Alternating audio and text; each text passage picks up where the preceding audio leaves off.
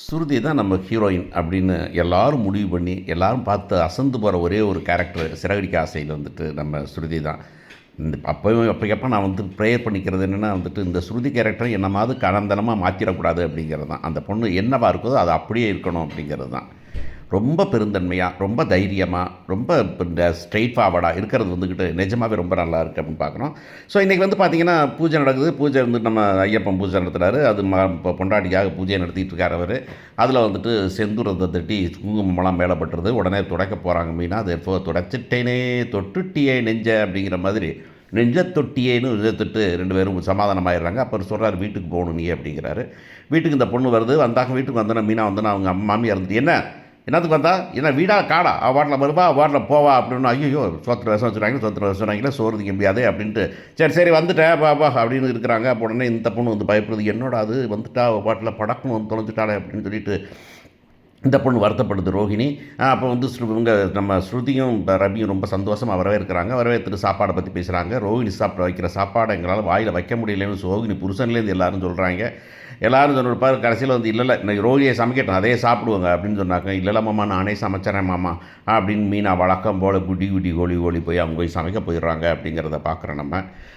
இந்த பக்கம் பார்த்திங்கன்னா இந்த பொண்ணு வந்து நூலாகி நிற்கிது. ரோஹிணி என்ன பண்ண போகிறதுன்னு தெரியல அப்படிங்கிறதுல அப்படியே கம்பெனிக்கு வராங்க. கம்பெனிக்கு வந்தால் கம்பெனியில் வந்துக்கிட்டு அங்கே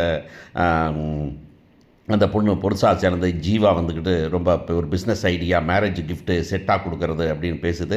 ரொம்ப சந்தோஷம் இப்போ ஆயிடுறான். உடனே அதில் வீடியோ எடுத்து போகணும் அட்வர்டைஸ்மெண்ட் என்னது யாரை வச்சுருக்கணும் இந்த நம்ம ஹீரோ இருக்கிறாரு சாரே இருக்கிறாரு ஜீவா இன்னொரு குண்டை தூக்கி போடுது. ஒரு வழியாக வந்துட்டு ஜீவா வந்து கொஞ்சம் கொஞ்சமாக வந்து பிரச்சனையை கிளப்போம் அப்படின்னு நம்புவோமாக.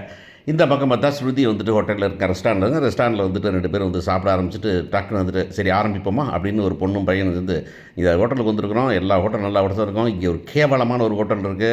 இந்த ரெஸ்டாரண்ட் வந்து இருக்கிறதுலே ரொம்ப கேவலம். கொடுத்தா காசுக்கு ஒன்றும் இல்லை அப்படின்னு சொல்லி பேசுகிறாங்க. சரி என்ன சார் என்ன மேடம் சொன்னாங்க.